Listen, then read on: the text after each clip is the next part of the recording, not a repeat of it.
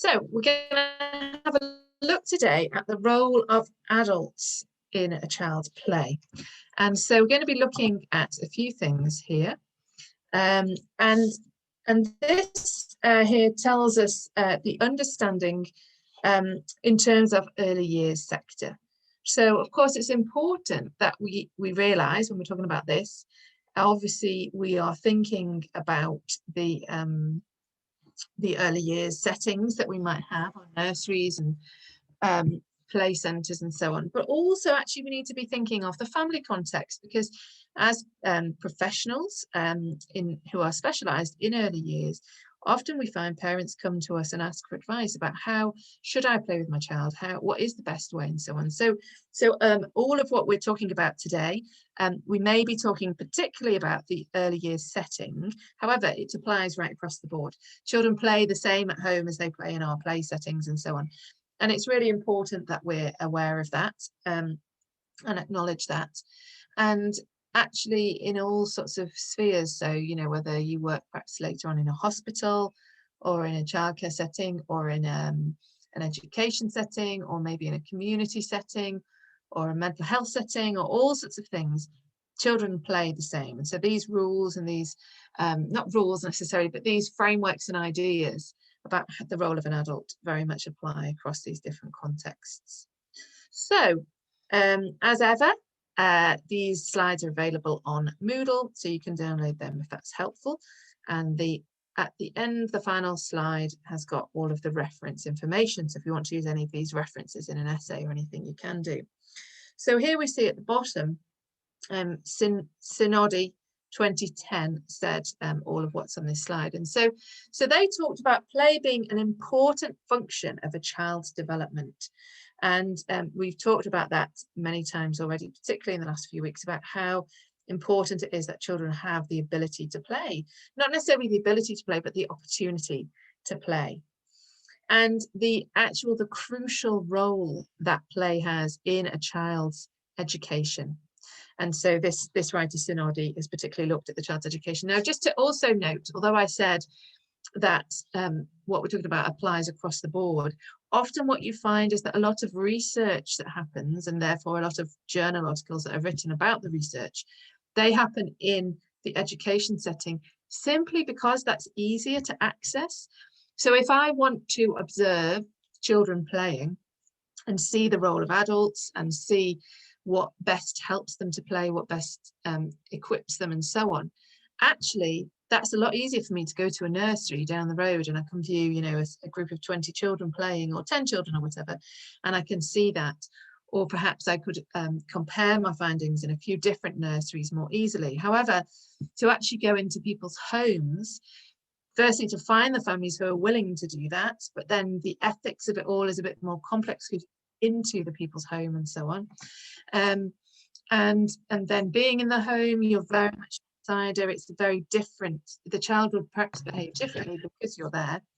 And so really important that you kind of just aware that just because what is written is often about education or the care setting doesn't mean that that's the only place that these principles apply. So as I say, this Synodi, they talked about the early years education, but these principles do apply across the board. They said that the frequency and complexity of preschool children's play depends upon combinations of various factors. So they're not just these factors in isolation, but they all sort of intermingle and compare and impact upon each other. And so thinking about the child's maturation level. So we spoke just before the reflective week about maturation and how the child matures and develops and so on. And so thinking about that, each child will be maturing and developing at slightly different rates, at slightly different stages. As you'll be aware, there's perhaps times when they advance hugely so, and other times when there's a bit more of a plateau in terms of their development and maturation. And wherever they're at in terms of that will impact upon actually how they get involved in play, how complex their play is, and that kind of thing. But then in terms of individual differences, so each child is different. We keep saying this, the unique child is one of the underlying principles of the EYFS. And so this applies, of course, to play as well. So each child has individual differences and therefore individual preferences. So some children may love to, take risks and jump and dive and throw themselves around, whereas others are much more sedate and calm and want to sort of perhaps observe a bit more or just chill and just watch and so on.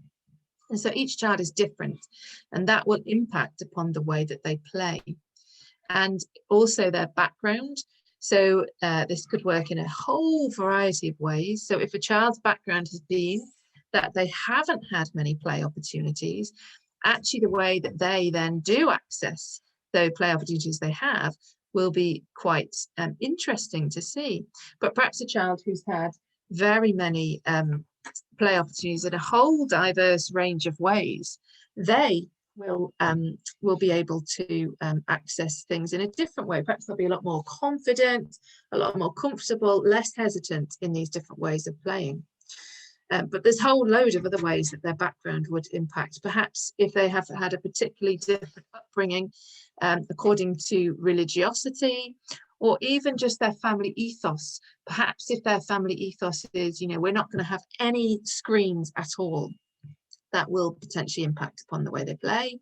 Perhaps if it's about the role of male and female being different or whatever. So many different aspects of their background will impact upon the way that they play. Their experiences too, which kind of connects with the background thing. So what they've experienced in life will impact how they play, and the conditions within the school setting. So what we are actually providing, what are the conditions, what is the framework that we're providing? And so we can't simply say, and this is such an important fact for you guys to grasp as researchers. In fact, I was reading an article at the weekend, just on, I think it was the Independent or something online, something about COVID, and they basically discovered that, or they were claiming to have discovered that something about people who wear glasses are less likely to catch COVID.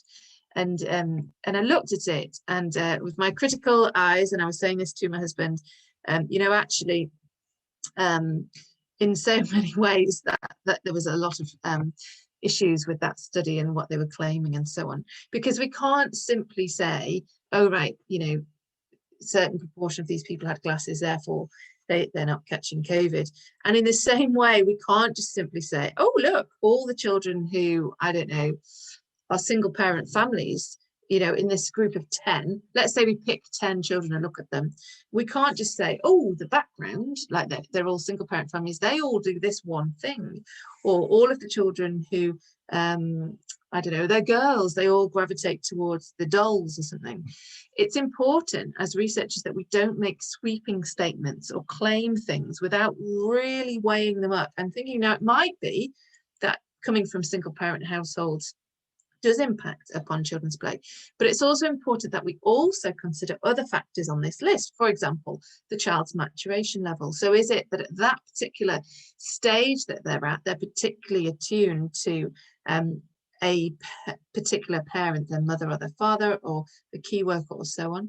Or is it that their particular stage of development is that they're just really physical and they just want to be throwing themselves around, doing rough and tumble and so on, and that's very key, despite the fact that perhaps they've had different experiences and so on. So we need to be really, really careful as researchers and practitioners that we don't make claims that are unsubstantiated, claims that are not backed up by true fact and so on. And so we could say it seems that, or it appears that this, that and the other and so on. So really important what Sonali is saying here, that the child's play is very complex and is a result of a combination of these different factors and probably others as well. And so we see here, we're thinking now about a play-based pedagogy. Pedagogy being the kind of the style, the approach, the leaning, the orientation that we have to play. And so what is my pedagogy style? What's my kind of style, my approach, the way that I would play with children? And we see Miller and Alom there talked about the effective early years practitioners will organise the time, space and activities in the daily routine to reflect the overall combination which is best to support children's well-being and learning. And that's the kind of the goal, really. That's the standard that we would really encourage practitioners to work for, that the space and the time and the availability and the options of things within the daily routine reflect a good combination to meet the needs of the children, both in terms of their well-being and in terms of their learning.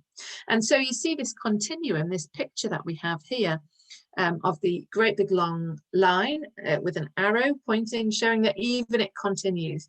It doesn't just stop there. But at one extreme, we have unstructured play, and at the other extreme, we have highly structured play.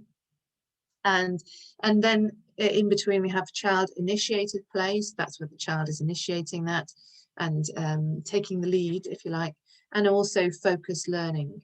And so the Department for Education 2017 have produced this and talk about this, the fact that we have this whole continuum, and actually we can use bits of these at different times throughout the child's daily routine in order to cater for their well-being and also for their learning. And so you see their unstructured play without adult support. So literally, there you go, kids, go in the room, do what you like. Completely unstructured. We're not even getting out all of the red toys, you know, or all of the creative things, whatever. Literally, it's a free fall. It's completely unstructured. There's no adult support. The child can do whatever they like and want, whatever takes their lead and interest. The child-initiated play, there is adult support for that in providing an enabling environment. And actually, there is a need for sensitive interaction. So children are allowed, they're permitted to take the lead, but as an adult, I would support that. So let me think. Okay, so if I'm playing in a nursery setting and I see a child going over, picking up, I don't know, picking up hoops, the little quoit type things, and trying hard to get them over the target, which is like a stick pointing out or something, and they're trying to throw them or something. I could go over as an adult and I can see that they've decided what they want to play with. I can go over and provide some appropriate support, but in a sensitive way, in a way that isn't going in and taking over and saying, hang on a minute, you're doing that wrong. Let me show you exactly how you should play this game. Actually, you're doing it all wrong. Perhaps the child, instead of throwing the quoits over the stick, perhaps they're balancing them on their head and trying to walk round, and it's turned into a balance game. So being sensitive in my interaction, I wouldn't go and say they're supposed to be throwing on there. And obviously I need to be aware if it's dangerous, but as long as things are safe, actually, I could provide support. I could go and provide encouragement, say, wow, that looks really good. I could perhaps do the same. I could put one on my head, or I could pass them to the child if they're trying to stack multiple quoits on top of their head. I could pass them some more to try and enable them and so on. So I'm providing support for something that they have initiated and they've opted to do. Focused learning is a step up from that, really adult guided, but still playful experiential activities. So perhaps in this one, I might say, right, you know, the goal of the afternoon today is to really get them running around, get lots of physicality going on. So I'm going to put loads and loads of options and choices out in the space for them to play with. Perhaps when they come in, I'm going to say, okay, kids, I'd like to do some running around, some jumping and some active things. Let's get really busy. And I would give them some instruction, not instruction so much, but guidance in terms of let's try and be active, but there's still lots of options for them to explore and to make choices for themselves. And that would be focused learning. Perhaps we might think of colours. If we were trying to teach colours, we could perhaps get things out that are, I don't know, red, yellow and blue. And we might just have things available, which are these colours, or a whole red table for them to go and play with, a whole blue table, a whole yellow table. The children can go and provide options. And we are going to be going and talking to them about all of these colours or so on. Yet the child is able to be playful and experience those things themselves as well. So many different ways of doing that. And then at the far end of the extreme, the highly structured, where it's adult directed and there's little or no play. So perhaps in this one, I would get the child to sit down and listen to me tell a story, and then we'd have a conversation afterwards. Or perhaps I would get them to sit down and do some writing, perhaps if they're starting doing letters and so on. Or perhaps it would be an assault course, let's say. So they have to walk on the balance beam, bounce the ball 5 times, do 6 star jumps, and then skip back or something. So that's highly structured. It's still fun, it's still play, yet it's very highly structured. I've dictated it, I've planned it, I've decided, and I'm leading it, and I'm making sure that they do that. So this is this sort of continuum. And as adults, we develop our pedagogy, our style, our leanings, our approach, so that hopefully we would allow the child opportunities to have a whole range of that. And so this might be in the home context, or in the education context, or in the care context, or any other context at all. But the ideal, Miller and Almond are saying there, is that we'd have a range of those activities incorporated into the daily routine. And that the goal there is to help both their well-being and their learning. So the goal is not only learning, but it's also well-being. So thinking about this then, Wood has written about this. You'll find so many writers have written about play and all about the different approaches and so on. And so we have just selected some of those writers to include in this lecture. But you'll obviously know more from writing your play essay and your other explorations and reading. But this is what Wood has talked about here. They talked about 2 things: a mixed pedagogical approach and an integrated pedagogical approach. So have a ponder then about the differences, the nuances about them. So we're still valuing play, we're still incorporating play into our settings, but a slightly different approach of our pedagogy. So adult-directed play, this is a mixed pedagogical approach. Adult-directed activities take centre stage in the planning, assessment and feedback, while child-initiated activities, including play, are left at the margin of practice. So in this sort of scenario, perhaps I'd sit down to do my weekly planning, and I would say, right, okay, these are the 5 things I really want to help the children to learn this week, because we need to tick them off in their book. We need to assess how good they are now at talking or using certain phonics or whatever. Okay, so these are the things we have to do. Now we've got a bit of space on Monday morning and Thursday afternoon and Friday. Well, maybe they could have quite a few hours on Friday. They can just play, they can be the child initiated things, but they're very much at a margin. So that would be a mixed pedagogical approach. But an integrated pedagogical approach, which Woods talks about, is that the adults involve the children in the planning for the play and in the child initiated activities based on their observation and interactions. So you'll have seen in a video clip we showed, I can't remember which lecture it was, or I think it might have been in Core 1 actually, but we saw it modelled where the practitioner had a meeting of the children, and they got them all around the table and said, right, okay, what do you want to do? What should we do now? Oh, so you want to do that, right? And how should we do it? What should we do? Which way should we do it? Should we do it together? How should we do it separately? And they actually had a meeting with the children to involve them in the planning. And actually for children, in terms of their well-being and their self-esteem and their confidence, to see that ideas that they have brought forward have been actually acted upon, and the empowerment that is to children is so phenomenal. And so really there's such a lot of value in that, in including children in the play. But it might be in a slightly different way to that. So as they say here, based on observation and interactions, it might be that I see, I don't know, children have become particularly fascinated with, I don't know, sticking things at the moment. So, you know, I notice before lunchtime, they're loving the sticking, and they're just all around the glue, it's all this kind of thing. So perhaps I'll say, okay, well, we'll just extend that activity a bit longer then. What else can we get out to glue? And so allow them to do that. Or perhaps there are other ways that we can encourage children. We can say, right, what would you like to play today, kids?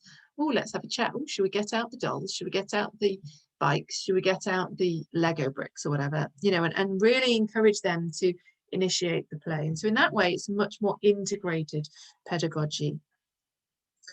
And here we have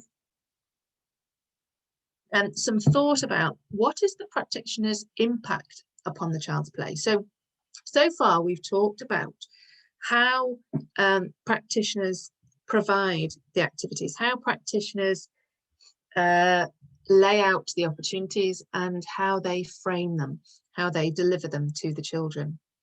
But now we want to see what is the impact then on the child's play.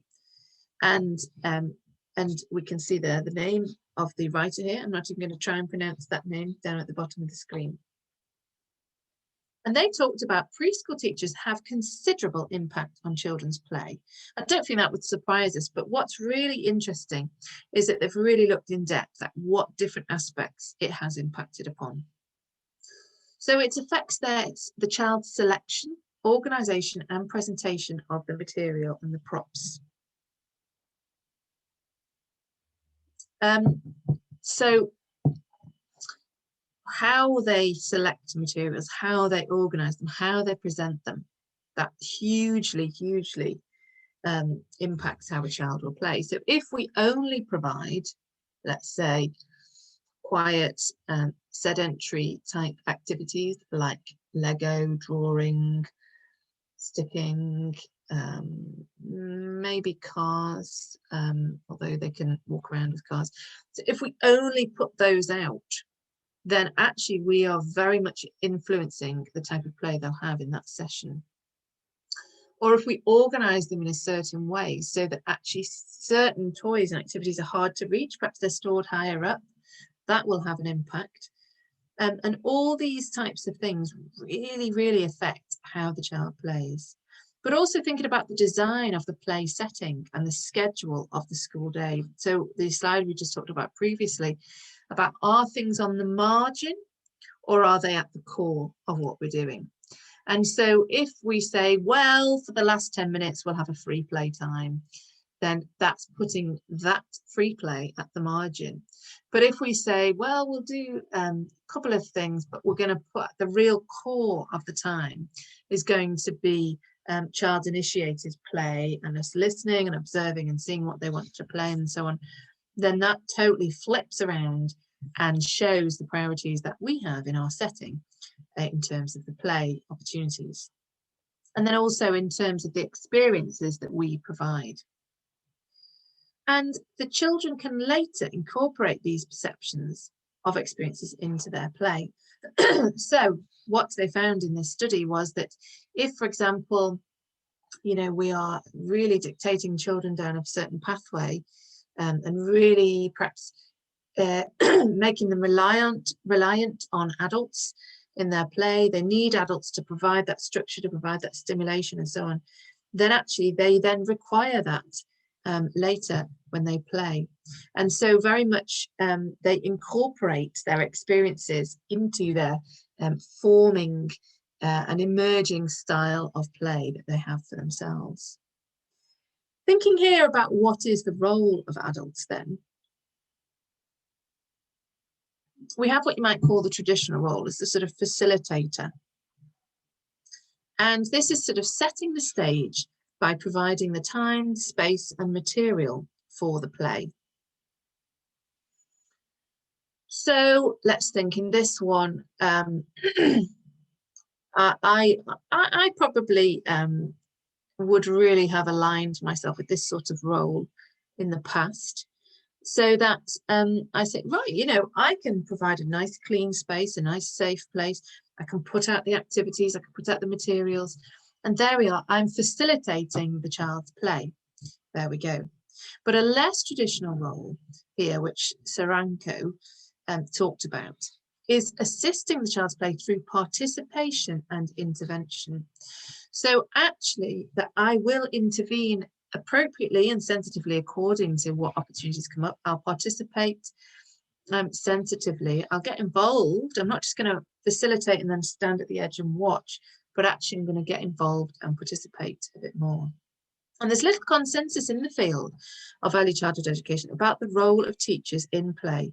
You'll find literally if you look it up, you could spend days looking at the role of teachers. You'll see that there's so many different approaches, different philosophies, different styles, so many different ways. There's very little consensus, very little agreement. Some view play as entirely the child's domain, and adults must not interfere with that. And so you can put the materials out and go off and observe them, make sure they're safe, but leave them to play. So some would view that entirely as the child's domain. Others would advocate for active adult involvement, and yet others would propose a balance between intervention and non-intervention. And there are probably many others categories that you could talk about too. But it's important that we're aware of this, that within family settings, within education settings, within childcare settings, and all other settings, there is a whole range of different philosophies and ideas of what is the adult's role. And so as you embark on your journey of early childhood and work and so on, even in your placements, it'll be really interesting for you to observe that and to see how do different practitioners see themselves, what is their philosophy. Sometimes you'll find it's perhaps an unconscious philosophy, not unconscious, but subconscious, sorry. And they're sort of doing it just instinctively, or perhaps they've seen that's the only model they've ever seen. They haven't perhaps stopped and thought, what would I like my personal philosophy to be? What do I think my role is? And so it's interesting to observe and to see that, but then also in yourselves to perhaps observe yourselves and to critically reflect on what do I tend to do when I'm in a setting with children, and what perhaps would I like to do more, would I like to do less, how could I tweak, what do I think might be an appropriate pedagogy for myself, because each of us will have our own pedagogy and so on. So really think about this balance between intervention and non-intervention, and how in your own pedagogy, in your most ideal nursery setting, if you set up your own nursery, what would it look like? What would be the balance of intervention and non-intervention? So really, really interesting to think about that. And no surprise, we're mentioning good old Vygotsky again. He keeps coming up in our various discussions. And we see here that I've spoken before about the zone of proximal development, but I'll just explain it again, just to kind of consolidate it for you. That in the center circle, in the blue circle in the middle, we have the things that the learner can do on their own. For example, hold a book. Okay, so I've got a book here about feelings. Okay, so the child can hold the book, but they can't perhaps seem to turn the pages very well, or they do that thing where they turn like the whole massive chunk of pages in one go. So they can do that on their own. They can hold the book and sort of go like this, but they don't really know what's going on with it. And then we have the things that the learner cannot do. So in this scenario, let me think, the learner cannot read the words. The learner can't actually sort of get through the pages individually. They can't get the book the right way up and so on like that. And so the zone of proximal development is actually what they can do with help. So there's no use me saying to a child of that sort of ability that I've just described, trying to teach them to read each of the words about feelings in this book. Just no point, because that's way beyond what they in that lighter blue circle on the outside. But actually the zone of proximal development is what they can do with help. So I think what they could do is start to learn to just handle the individual pages and to turn individual pages, perhaps talk about getting the pictures the right way up and pointing at the pictures and discussing them together. Oh, I can see a plant here with a little caterpillar on. There's a boy. Oh, he's got yellow hair. Oh, and here's a little girl who's smiling, and things like this. Oh, there's lots of faces. Should we point at the different faces? And so we can help them to develop slightly by thinking about what can they do with help. And so we see here on the right hand side, cognitive development facilitated and enhanced through interaction with more capable individuals. So for example, it doesn't have to be an adult. We could have an older child who takes that role of supporting and providing that help. The adult-child or child-child discourse in cognitive development is really important. That kind of conversation, the interaction, where so my little boy still can't, he's saying a few words, but he's not really talking, and yet the discourse that happens between us is so fascinating. I often wish I could record it to show you the way he talks to us and tells us, I want to read a book, and he brings it over and he tugs us and he points and he shows it. And now he's started like pointing and doing this, very cute. But that discourse, that conversation that's going on is so fascinating to see, and the role that has in cognitive development. The importance of schooling enhancing development, but actually the importance that schooling has to work within this zone of proximal development. And again, that shows the importance of awareness of the individual child, because we can't say that all children in our setting are going to be at exactly the same point, and therefore we can enhance their development each on the same day they'll learn this new skill. We can't say that, because for each of the children, their zone of proximal development will be slightly different, and we need to be aware of how can we use schooling or education or whatever the setting is to enhance the development. Play as an important place in Vygotsky's theory is a leading factor in development. So he very much talked about that. We see the quote on the left-hand side there. In play, a child always behaves beyond their average age and above their daily behavior. In play, it is as though we are a head taller than, as though he were a head taller than himself. Really interesting quote there. So actually, you can see there that if the child is playing, then their zone of proximal development is likely to be expanded. Their zone of what they can do is likely to be expanded slightly. And so providing these play opportunities creates the zone of proximal development for the child. So very much we can see that they're moving into these areas of things they can't do, but actually they're enhancing the development by trying these things out through play, by experimenting, by exploring. Oh, actually, I can do this. I can turn the pages just as part of play.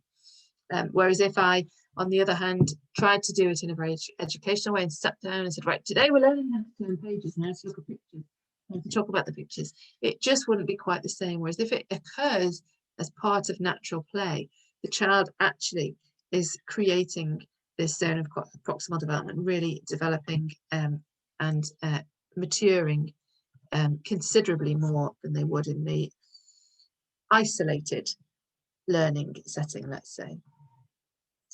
So on the next slide, thinking now about the degree of intervention. So we've talked so far about, it's good to have a balance of intervention and standing back and watching and observing and listening and so on.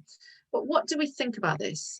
And so we see that this writer here has talked about this. They did some research and wrote up their findings. And they talked about the degree of intervention. And it ranges from setting to setting. And it ranges, from setting the stage to directing the play. So that continuum that I showed you at the beginning, partway through of the line from unstructured play to structured play, there's that whole range there. But how child-led can it be, and how adults-led can it be? Is it possible for children to completely lead the play, to completely initiate the play? Is it possible for adults to completely lead the play? Or do children always perhaps move away from what adults fully expect of them or intend or instruct them or whatever? So how possible is that to be? And they talked about what our role is as adults and as practitioners in the setting. To set the stage involving preparing materials and providing time and space, but then also to direct the play and for the teacher to be kind of in charge of the play. And then in terms of training the children for play, now this is a really fascinating concept, this thing of training the children for play. And we'll talk about that shortly. So just kind of really interesting, as I said to you earlier, to think about what is your own preference, what's your own, I guess, approach to this, your own understanding of the degree of intervention which is helpful to children. And so this is a really fascinating study, which they did, looking at play tutoring. So like I just said there, play training. What's our role as practitioners in play training? Well, this study looked at play tutoring or play training in socio-dramatic play. And what they did was they looked at different settings to see how it helped really when they provided play tutoring, when they helped children to learn what they could do in socio-dramatic play. And what they found was that in Israel, the lower there was in the families where there was lower socioeconomic but also non-Western backgrounds, they did not engage in socio-dramatic play. So there was kind of some kind of barrier in these children who came from lower socioeconomic backgrounds but also non-Western backgrounds. They didn't seem to engage in socio-dramatic play. And the play of the few children who did get involved with socio-dramatic play was quite inadequate. Now, again, we could talk about what is inadequate, what do we deem as inadequate, and so on. And the writer, if you want to know more, will have justified that as part of their paper. But then they said that the level of play was assessed using a scale based on Parton and Piaget's ideas. So what they're saying is they were kind of looking at that, using those two frameworks to say what was the level of play like, and they were using that to assess the play. So then what they did was they got the participants and they provided some play training, and they provided them with kind of raw material and taught them how to use it in their play. So the various different props and so on. And then the results were really, really interesting, actually. They were that there was a significant improvement in these target groups, these children who didn't seem to be able to engage in socio-dramatic play. Once they've been given the materials, shown how to use them and so on, actually their play very much improved. And the conclusion there was that adult encouragement and training increased the amount of play in this area, but also the complexity of play in this area, particularly among those who didn't show much inclination initially. And if you think about it, what we were just saying about Vygotsky's zone of proximal development, it kind of makes sense, doesn't it? Because if they're completely unaware of these possibilities, of these, how they could play with these things or what they're for, then actually they might just never pick them up and use them. Whereas if we provide a bit of help to show them that they could do these things, what they could use them for and so on, then actually suddenly those play opportunities become possible for them and they can do them on their own. So you can see how Vygotsky's theory really plays into these things, pardon the pun there, how it really is demonstrated through this, very much so. And so the value there of a practitioner in terms of training children as such is really interesting. Now, I think if you talked about play training, people might see that a bit negatively. Perhaps it feels like that goes against the whole idea of child-initiated play. But I do think at some point there is a need to train children, to show them what these things could be used for, what the possibilities are. Because for many children, perhaps they've never experienced those according to their background or their experience or their developmental stage or whatever. So really, really interesting. Let's move on to the next slide. So is play training always beneficial though? So like I just said, it can be very helpful, but is it always? So Smilansky's research has been replicated in America and in the UK with similar findings, but there have been some criticism of it. And so you'll see Malot in 1994 was kind of weighing this up. And it's really important that we, as I keep saying, are critical, reflective thinkers, and we evaluate these type of ideas when we see them. And so what Malot said was that it's not always cause and effect relationship. So we can't simply say, because we provided this play training, it resulted in this way, because there could be other factors that come into it, a bit like what I was saying at the start. We need to be aware we can't simply say cause and effect. We have to actually say, well, there is this element, but there are also these 5 other things that are happening as part of the process. Now, this is the result, but what extent do each of these things affect the results? So important that we consider that, and Malo flagged that up, that perhaps this research was a bit oversimplistic in that way. Also, the benefits of the play training could either have been due to an increase in sociodramatic play, which was the initial idea, or they could have perhaps just been result of increased social interaction and verbal stimulation from the tutor. So it may just be that the fact of the adult being around has helped that, and it's not necessarily the actual play training that's improved their play. But then there's other factors like the child's age, gender, socioeconomic status, as well as the teacher's personality and the intervention techniques used. So all of these different factors are elements of the child's play, changing and improving. But can we truly isolate out and say the impact that play training has had? So that's what Malo was saying. Okay, the EYFS here, talking about child-led or adult-led play. So we're starting to kind of bring it back now, drawing towards a conclusion. So each area of learning and development must be implemented through planned, purposeful play and through a mix of adult-led and child-initiated activities. So hopefully you've got a bit of a picture today through this lecture that there's so many different ideas and thoughts and theories and notions and pedagogies surrounding this whole area of the role of the adult. And so hopefully this has kind of whetted your appetite to see that. And so now, as I've said, you can start to perhaps interweave some of these ideas into, for example, your play essay, but other pieces of work that you're writing on, but very much integrate these into your own practice, into your own philosophy as an early childhood professional. And so the EYFS says that play is essential for the child's development, builds their confidence, learning to explore. We know all of this, we've heard this kind of thing before. And children learn by leading their own play and by taking part in play, which is guided by adults. So actually children learn in both settings, and practitioners basically need to make an ongoing judgment about this, that practitioners need to be sort of constantly moving this sort of sphere around and so on.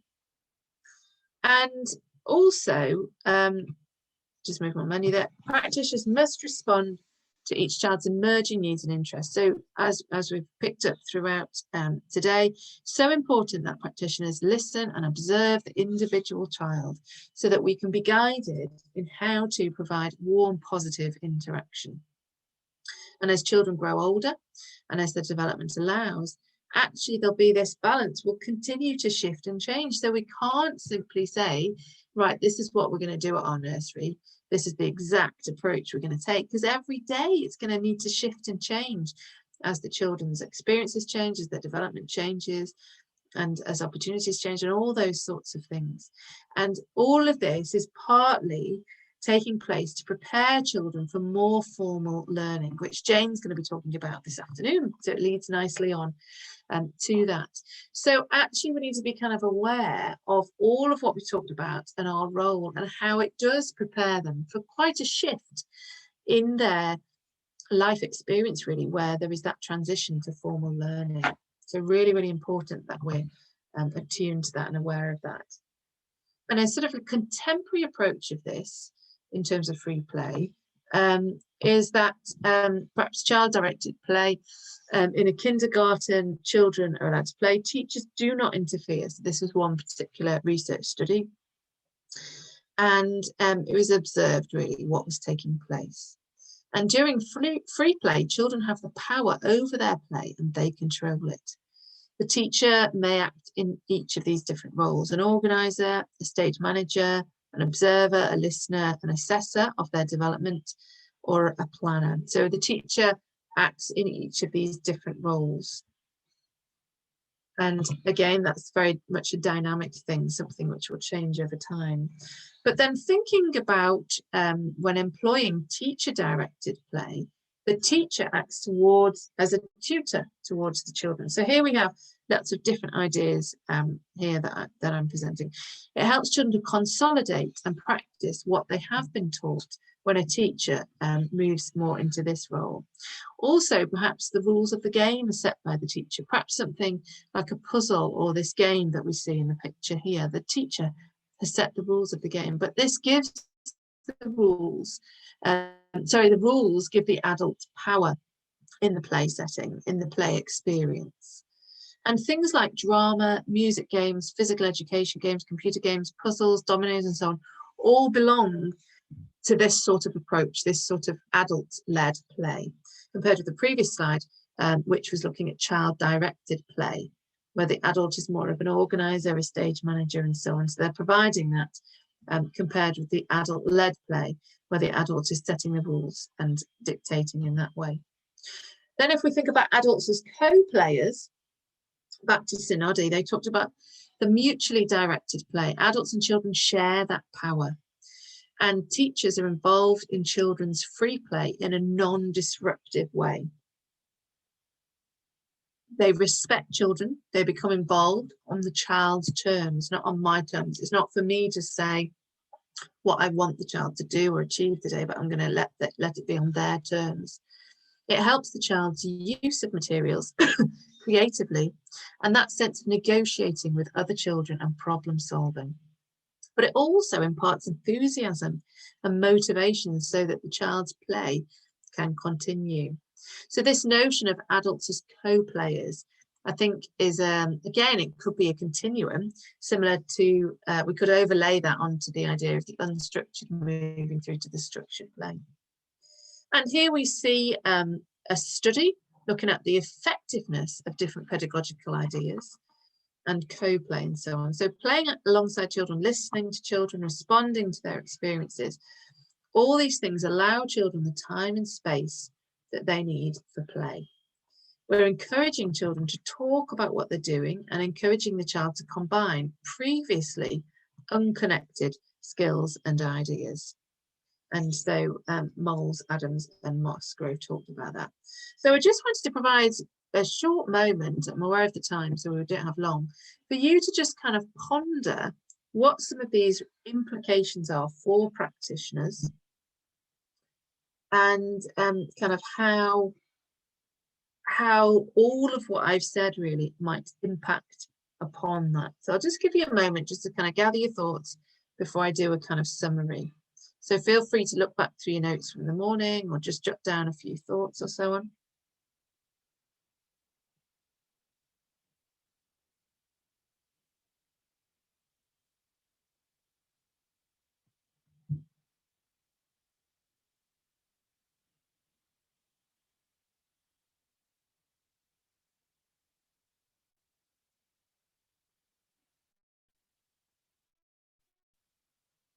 Okay, so let's look at the next slide. You may or may not have written some of these things down. This is by no means an exhaustive list. There's many other things that you could think about. So we're thinking about adult directed activities versus child initiated activities. We're thinking about whether it's work or play, and all of these things are a continuum. It's not this or this, it's very much this kind of continuum, this idea that it could be a combination of things. Adults' intentions versus the child's intentions. Can we have that kind of co-playing idea? How about the interpretations of an adult and the child's projection of meaning, let's say? So does the child mean something that way? Are we interpreting it wrong? So again, really important that we're listening and observing for that.